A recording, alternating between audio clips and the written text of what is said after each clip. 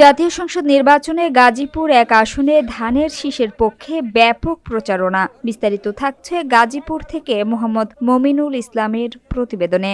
গাজীপুর মহানগরের মৌচাক এলাকায় আসন্ন ত্রয়োদশ জাতীয় সংসদ নির্বাচনকে সামনে রেখে গাজীপুর এক আসনের মৌচাক ইউনিয়নের বিএনপির নির্বাচনী প্রতীক ধানের শীষের পক্ষে ব্যাপক প্রচারণা ও গণসংযোগ কর্মসূচি অনুষ্ঠিত হয়েছে। প্রচারণা কর্মসূচিতে নেতৃত্ব দেন মোহাম্মদ ফাইজুল ইসলাম লিটন, মৌচাক ইউনিয়ন বিএনপি মোহাম্মদ হুমায়ুন কবির, মৌচাক ইউনিয়ন বিএনপি মোহাম্মদ শহীদুল ইসলাম, দপ্তর সম্পাদক ৬ নং ওয়ার্ড মৌচাক ইউনিয়ন বিএনপি মোহাম্মদ মামুন কবির, মৌচাক ইউনিয়ন বিএনপি মোহাম্মদ মাসুদ রানা, মোহাম্মদ মামুন ইকবাল, মোহাম্মদ নজরুল ইসলাম, কালিয়াকৈর উপজেলা স্বেচ্ছাসেবক দল।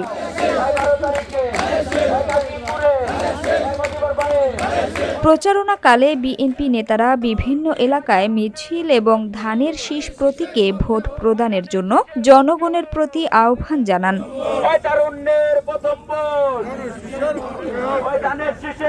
তারা বলেন, দেশের বর্তমান রাজনৈতিক প্রেক্ষাপটে গণতন্ত্র, ভোটাধিকার ও মানুষের মৌলিক অধিকার রক্ষায় বিএনপির কোনো বিকল্প নেই। জনগণের প্রত্যাশা পূরণ এবং একটি জবাবদিহিমূলক সরকার প্রতিষ্ঠার লক্ষ্যে বিএনপির সকল নেতাকর্মীকে ঐক্যবদ্ধভাবে মাঠে কাজ করতে হবে।